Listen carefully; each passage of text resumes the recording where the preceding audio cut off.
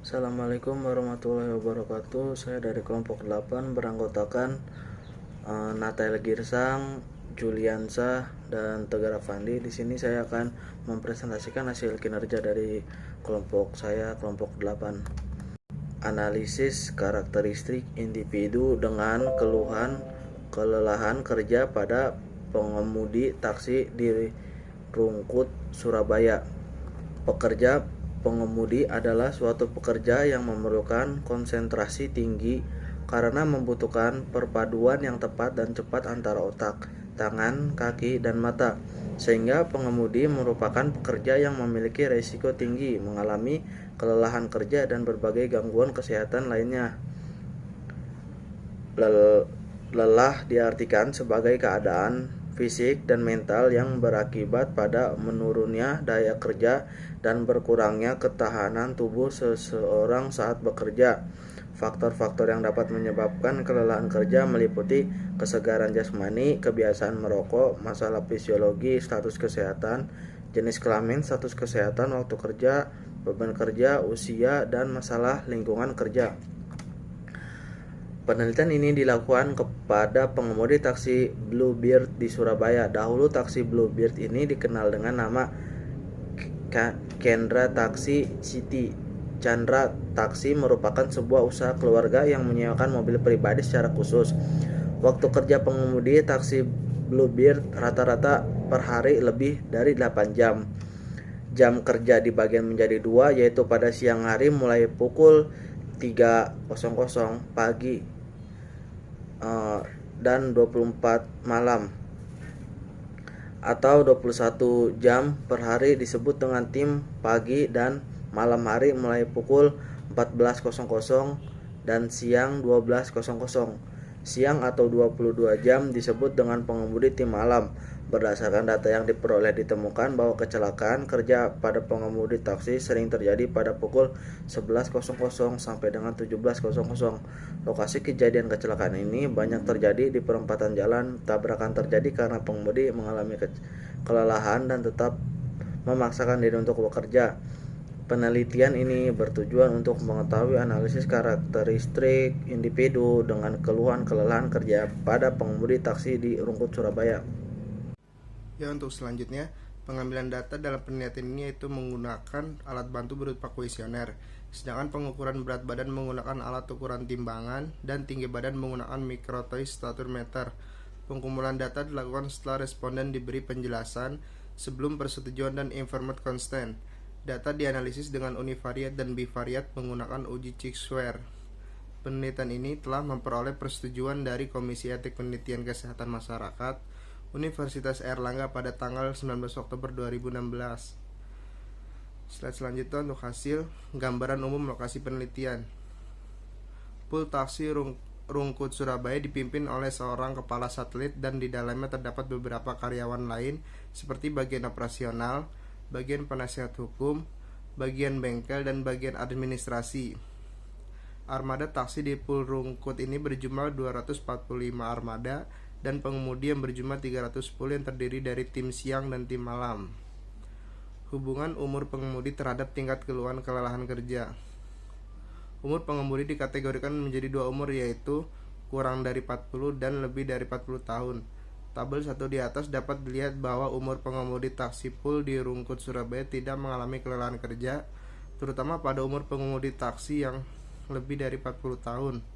Berdasarkan uji statistik menggunakan Chi-square didapat nilai R sebesar 0,381, menunjukkan bahwa kekuatan hubungan rendah. Hubungan masa kerja pengemudi terhadap tingkat keluhan kelelahan kerja. Masa kerja pengemudi dikategorikan dibagi menjadi 3, yaitu kurang dari 5 tahun, 5-10 tahun, atau lebih dari 10 tahun. Tabel 2 di atas dapat dilihat bahwa pengemudi taksi di Pool Rungkut Surabaya tidak mengalami kelelahan, terutama yang memiliki masa kerja lebih dari 10 tahun. Hasil uji statistik dengan menggunakan Chi-square didapat nilai R sebesar 2,434, menunjukkan bahwa kekuatan hubungan sangat kuat. Hubungan kebiasaan merokok pengemudi terhadap tingkat kelelahan kerja. Kebiasaan merokok pengemudi di taksi Pool dikategorikan menjadi dua bagian, yaitu tidak merokok dan merokok. Tabel 3 di atas dapat dilihat bahwa pengemudi taksi di Purungkus Surabaya tidak mengalami kelelahan kerja, terutama pada kategori merokok. Hasil uji statistik dengan menggunakan Chi-square didapatkan nilai R sebesar 0,008 yang menunjukkan bahwa kekuatan hubungan sangat rendah. Hubungan kebiasaan olahraga pengemudi terhadap tingkat kelelahan kerja. Kebiasaan olahraga pengemudi di taksi Bluebird dikategorikan menjadi 3, yaitu rutin 3 kali dalam seminggu, kadang-kadang 3 kali dalam seminggu, dan tidak pernah jika dalam seminggu tidak sama sekali.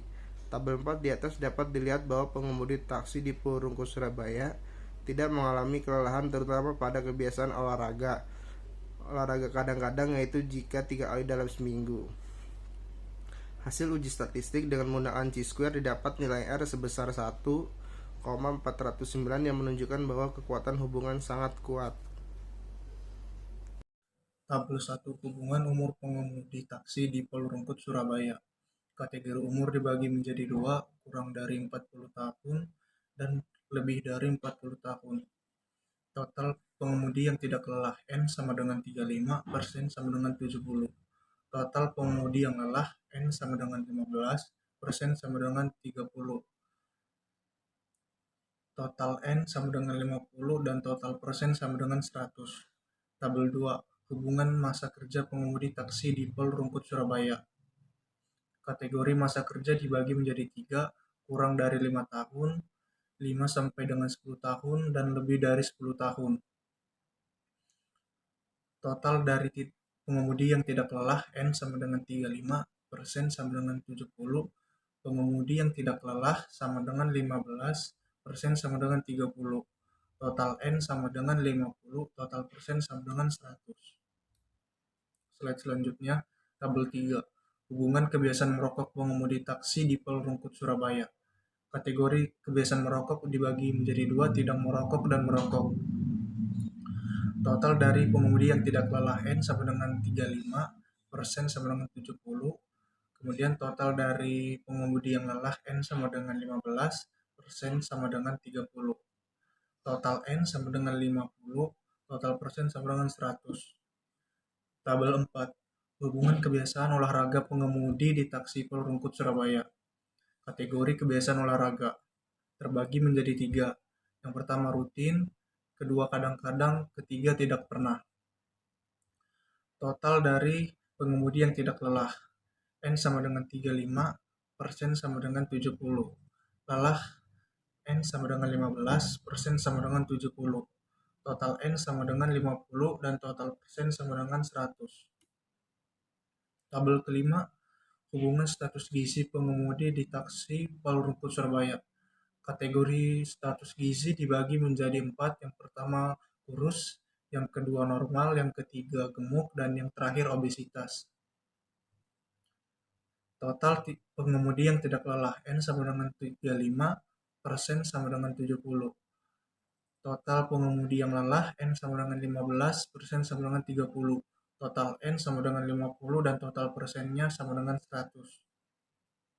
Hubungan status gizi pengemudi terhadap tingkat keluhan kelelahan pekerja. Status gizi pengemudi dikategorikan menjadi 4 bagian, yaitu kurus 17 sampai 18,4, normal 18,5 sampai 25, gemuk 25,1 sampai 27, dan obesitas lebih dari 27. Tabel 5 di atas dapat dilihat bahwa pengemudi taksi di Polrungkut Surabaya tidak mengalami kelelahan kerja, terutama pada kategori status kurus. Hasil uji statistik dengan menggunakan Chi-square didapatkan nilai R sebesar 1000,079 yang menunjukkan bahwa kekuatan hubungan yang sangat kuat. Dan kemudian pembahasan. Menurut penelitian yang dilakukan oleh Fitrianingsih dan Haryono tahun 2011, faktor yang dapat menyebabkan terjadinya nyeri punggung adalah kebiasaan merokok yang dapat berpengaruh terhadap meningkatnya keluhan otot. Meningkatnya keluhan otot erat hubungannya dengan lama dan tingkat kebiasaan merokok. Pengemudi taksi di Polrungkut Surabaya sebagian besar merokok.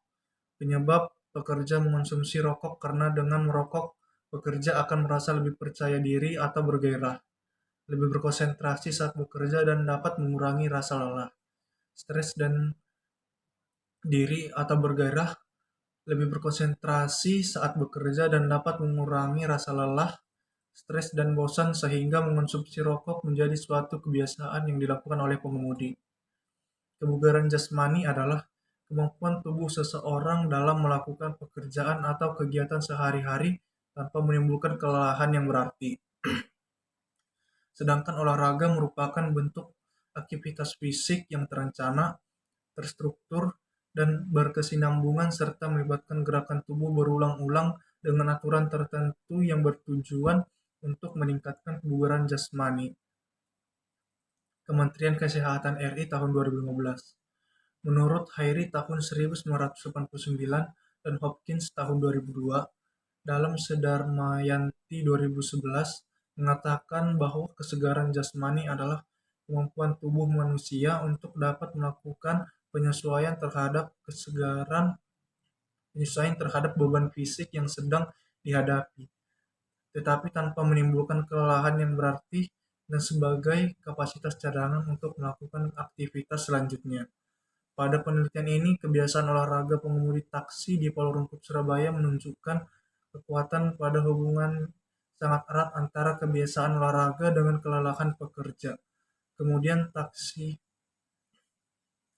penelitian ini tidak sejalan atau tidak sesuai dengan penelitian yang dilakukan oleh Andreani dan Pascarini tahun 2013 yang mengatakan bahwa ada hubungan antara keluhan subjektif dengan frekuensi kebiasaan olahraga. Keluhan nyeri otot ini jarang sekali ditemukan pada seseorang yang dalam aktivitas kesehariannya memiliki waktu cukup untuk beristirahat. Sedangkan bagi seseorang yang dalam aktivitas setiap harinya melakukan pekerjaan yang memerlukan pengarahan atau tenaga besar dan tidak mempunyai waktu istirahat yang cukup, dapat dipastikan untuk mengalami keluhan otot. Tingkat keluhan otot ini juga sangat berpengaruh pada tingkat kesegaran tubuh. Tawakah tahun 2010. Faktor-faktor yang menyebabkan tidak adanya hubungan kelelahan kerja pada pengemudi taksi di Rungkut, Surabaya karena banyak pengemudi yang tidak sempat meluangkan waktu untuk berolahraga dan ada beberapa yang malas untuk melakukan olahraga. Prastuti tahun 2017.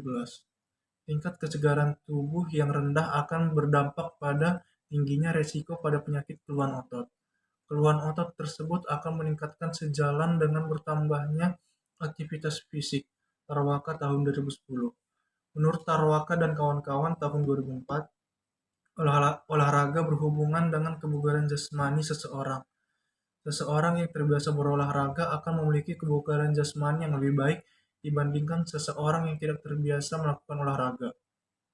Seseorang yang memiliki kebugaran jasmani baik maka tidak akan mudah mengalami kelelahan saat bekerja. Sebaliknya, pekerja mudah mengalami kelelahan apabila kebugaran jasmaninya kurang baik.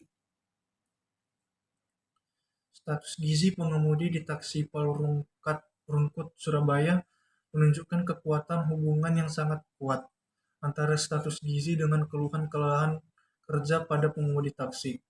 Penelitian ini sesuai atau sejalan dengan penelitian yang dilakukan oleh Kristanto tahun 2013 yang mengatakan tidak terdapat hubungan yang bermakna antara indeks massa tubuh atau IMT dengan kelelahan.